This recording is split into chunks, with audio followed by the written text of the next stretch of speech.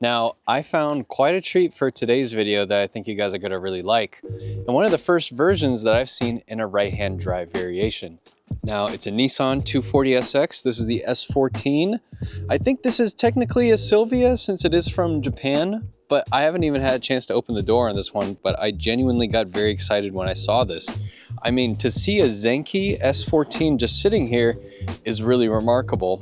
And this one was kind of tucked away. And the only reason that I saw it is because I was actually looking at that 7 Series BMW over there.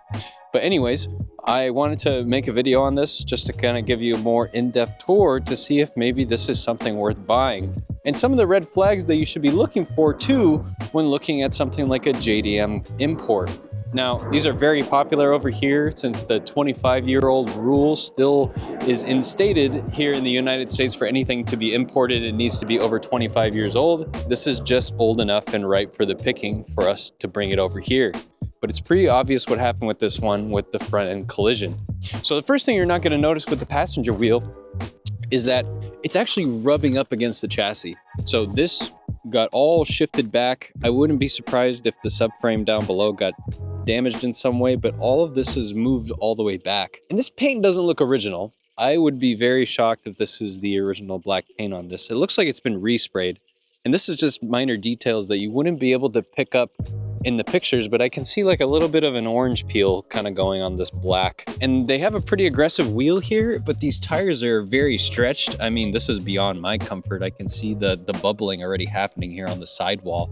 Feels kind of sketchy, but I mean, it's not the end of the world. It's a pretty common thing with these cars. People want to go for the aggressive stance here. But at the end of the day, it's a very good looking car. So it has a HKS high power exhaust. I mean, this must be a 3-inch, 3.5 inch. I mean, it's got the full cannon coming out the back. So I'm sure it sounds really nice, depending on what drivetrain is in this. These are very popular for all kinds of different engine swaps, whether it be SR, RB, 2J. You take your pick. You practically could put anything in these. But I also see too that this rear wheel doesn't look like it's sitting correct. It looks like it's very towed in. But I think that's going to be the least of our worries. Again, right-hand drive car. And man, it's mint on the inside. Woo, this one looks nice. The dashboard, no cracks. I mean, it's a miracle. All these dashes crack. I mean, the plastic in these, let's be honest, is pretty cheap stuff. Not the highest quality, but I mean, look at the seats. These are so mint.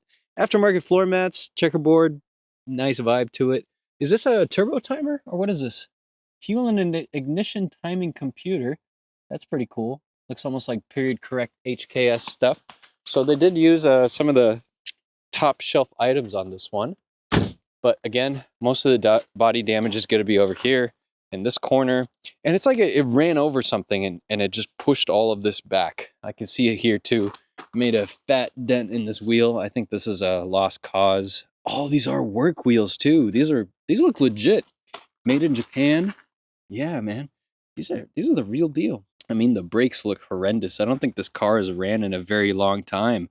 Doesn't say that it wouldn't run, but there's no key. I already went to the front office and I was just like foaming at the mouth, telling them that I wanted to go take a look at this thing. But I don't think that's going to be the case for today. When you look at it straight on, one thing that I noticed is that the front end's like slightly askewed. So I can see like panel gap happening there, but then the gap over here is a little bit wider. It's very slight. I mean, you'd have to be really looking at it dead on to notice, but I do see it. It's definitely there and it's happening. So let me see if I can pop open the hood on this guy. Let me know what you guys think in the comments so far. Do you guys want to see more right-hand drive JDM import stuff like this? Or is this kind of just a one-off?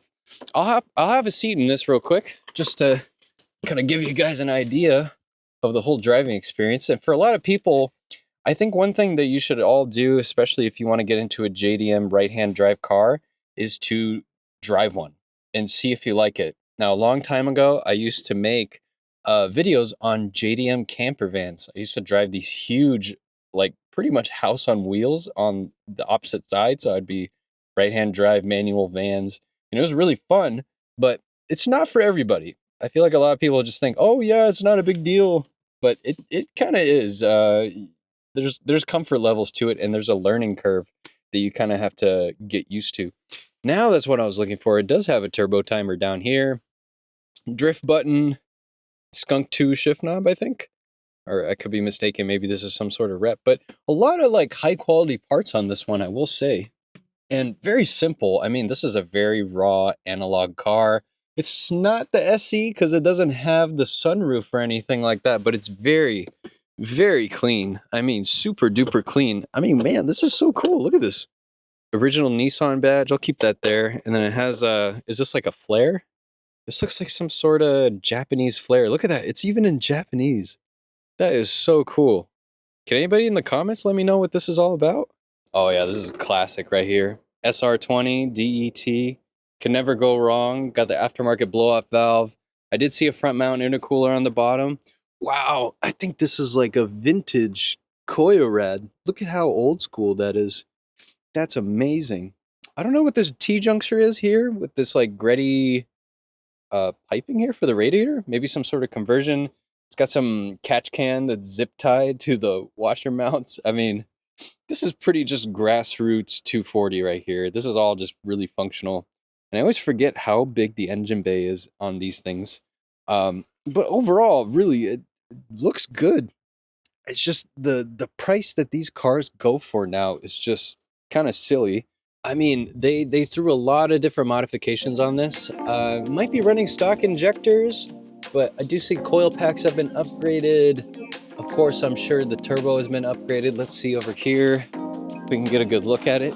Actually, maybe it's a factory turbo, but very rusty, very old. Look at this heat shield on this exhaust manifold. I mean, one of the screws is not there, but this one looks like it's ready to snap off. Probably why they stopped. But I see that it has a lot of good things going for it just by the fact that it hasn't been spray painted on the firewall. See a lot of these JDM cars come in here and you have a lot of difficulties registering stuff like this. And I think that's why a lot of people get weirded out, especially with these auction ones, something like this to put it back together. I don't think it would be too much because you could just use a lot of USDM parts to put this one back together. But it's more about the principle of getting this into your name and how nightmarish that might be. I've seen a lot of people go through this headache of bringing something over from Japan, but the whole processing of the papers doesn't go through for some reason, and you could be held up for weeks, months, years trying to get it back into your name, and then you end up in these weird situations where you have to sell a JDM car. Because to look up the VIN and stuff, just something to consider there. And is it just me, or does this battery look way too small for this car? This looks like something I put in my little Vespa scooter. I mean, this is ridiculous. And given the current state of the used car market for these JDM cars, I would suspect this thing is probably going to go anywhere from 10 to 15,000, which is insane. I mean, that is a lot for an old rusty 240, but that's what these command, because I don't know what it is. People hyperinflated these cars to the moon, and I don't know if it's just because of the JDM culture taking off, or if it's the cheap fun drift car, or if it's just pure nostalgia. But maybe you guys can let me know what you guys think about this one and if it would be worth picking up. I really wish I had the key. It's kind of killing me right now that I can't just fire it up, but I do like looking at it, and maybe someday I'll get an S chassis. But until then, we'll talk soon.